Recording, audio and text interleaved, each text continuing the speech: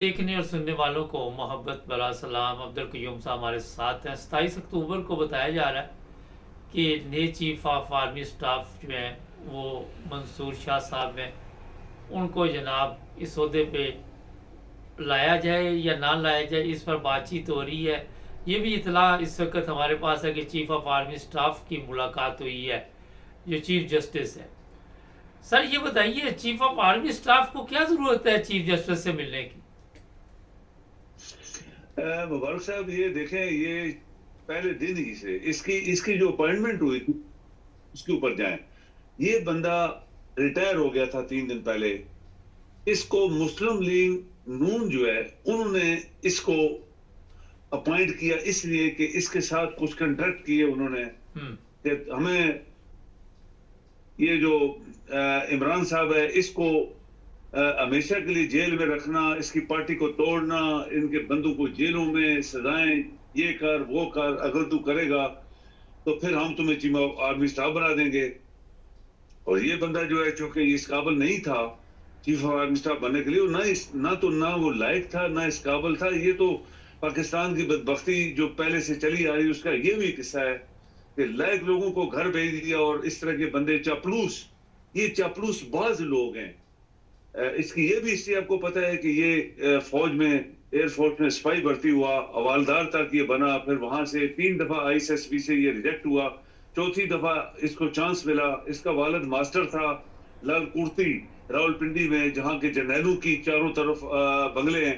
تو یہ چاپلوسی شوسی کر کے اس کو بنوا دیا اور یہ ساری زندگی میرے خیال میں چاپلوسی سے یہ لیفٹیننٹ جنرل بنا تھا.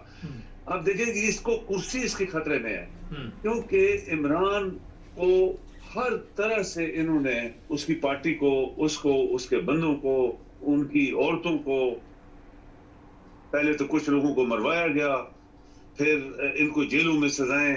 یہ 9 مئی والا فراڈ بہت بڑا، تمام ادارے پولیس اور فوج کو روک دیا گیا کہ ان کو اندر آنے دو، توڑنے پھوڑنے دو. کچھ خود توڑا، کچھ لوگوں سے توڑو کے مقدمے وہ بھی فیل ہو گئے.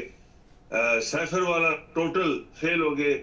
سیفر والا مقدمہ آپ کو پتہ ہے مبارک صاحب، آپ کا بھی بڑا علم ہے کہ ایک خط ہوتا ہے ایمبیسی یہاں جہاں بیٹھتی ہیں آپ کے ملک میں ادھر ادھر، عام خط جو ہوتا ہے وہ تو جو تھوڑا سا یعنی نارمل خط ہوتے ہیں وہ انگریزی میں ٹائپ کرتے ہیں، لیکن جہاں تھوڑا سا ان کو شک ہوتا ہے کہ یہ انفارمیشن ہم نے تھوڑا سا چھپا کے بھیجنی ہے تو اس کو ڈی کوڈ کر دیتے ہیں، کوڈ کر دیتے ہیں. کوڈ پھر وہ فارن آفس میں لوگ بیٹھے ڈی کوڈ ہو جاتا ہے. یہ کوئی ٹاپ سیکرٹ لیٹر نہیں تھا، نہ یہ سیکرٹ تھا نہ کنفیڈینشیل تھا.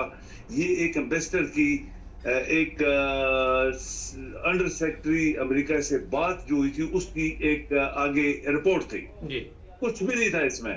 اچھا، اس کے اوپر پسانا کیا کہ انہوں نے نہیں کیا، یہ چیف آف آرمی سٹاف نے کروایا کیونکہ اس کی نوکری خطرے میں ہے. یہ بندہ پہلے دن سے غلط طریقے سے بنا تھا اور اس کی جو نوکری ہے وہ ختم ہو جائے گی جب، تو یہ چاہتا ہے کہ جب میں نوکری ختم ہو جائے تو اس کے بعد نئی حکومت آئے، عمران کی آئے گی، یہ بھاگ جائے گا. تو یہ ساری چیزیں چیف جسٹس سے جو ابھی ملا ہے، یہ جو سیٹیں عمران صاحب کو اجازت دی ہیں سپریم کورٹ کے میجارٹی ججوں نے، 11 ججوں نے، یہ ان کا حق ہے. تو اس کو پتا ہے کہ جب یہ پارلیمنٹ میں آ جائیں گے تو زرداری پاسبل ہی، بلکہ 100% میں کہہ سکتا ہوں کہ زرداری جو ہے وہ عمران کے ساتھ مل جائے گا اور پھر نئی وزیر اعظم بنے گا عمران خان.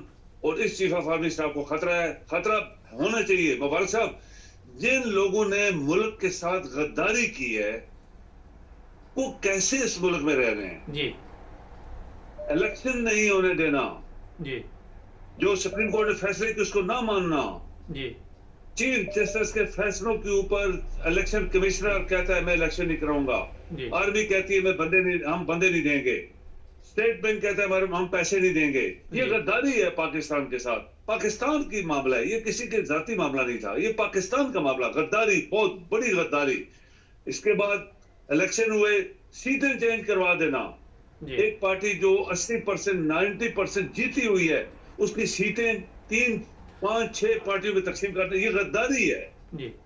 اس کے اوپر آرٹیکل 6 ان کو نہیں لگا. اور یہ کون کروا رہا تھا؟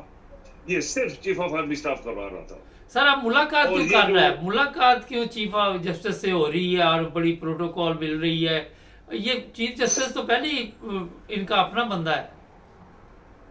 ऐसे ही है ना जी, ये जो इनका अपना बंदा है तो ये सब कुछ होता रहा ना, वरना कैसे हो सकता है कि मुल्क के आइन के साथ गद्दारी हो रही हो, पाकिस्तान के आइन को माना ना जा रहा हो और पूरी सुप्रीम कोर्ट खामोश बैठी है, तमाशा देख रही है। ये तो हो नहीं सकता।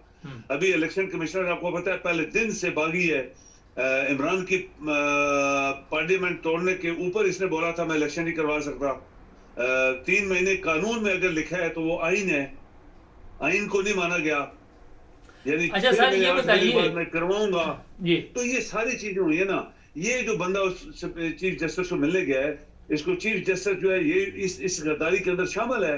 तो ये अभी कोई हुकूमत ऐसी आएगी ना जो पाकिस्तान की वफादार होगी, तभी इनके खिलाफ आर्टिकल 6 लगेगा और इनको फांसी मिलनी चाहिए।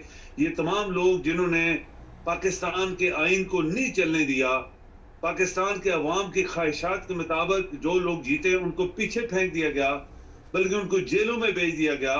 उनके बच्चों को, उनको, लोगों को, औरतों को, मर्दों को मारा पीटा गया इस्लामाबाद, लाहौर में, हर जगह।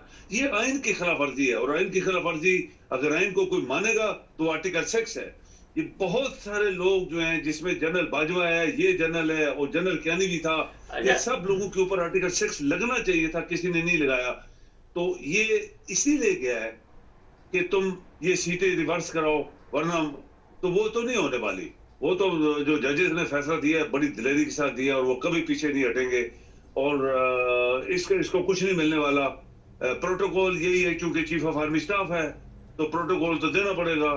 तो ये बताइए, हो रहा है पाकिस्तान के खिलाफ साजिश, पाकिस्तान के साथ गद्दारी, पाकिस्तान के लोगों के खिलाफ गद्दारी, आइन के खिलाफ गद्दारी, और सीधा करेगा।